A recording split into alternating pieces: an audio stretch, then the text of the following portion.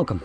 In front of me is a POCO F7 and today I'll show you how you can insert SIM card into this device.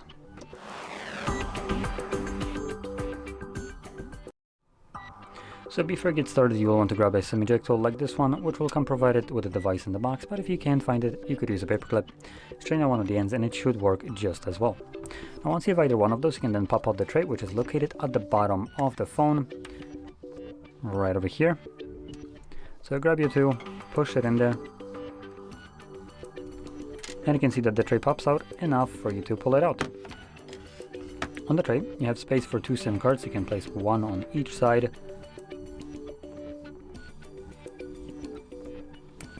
Make sure that the card is clipped in place. It should not be falling out of the tray if you flip it upside down.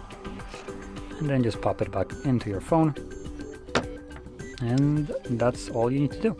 The card will automatically, there we go, start working. So I do need to confirm my SIM card PIN, which will unlock the SIM card. And that's it.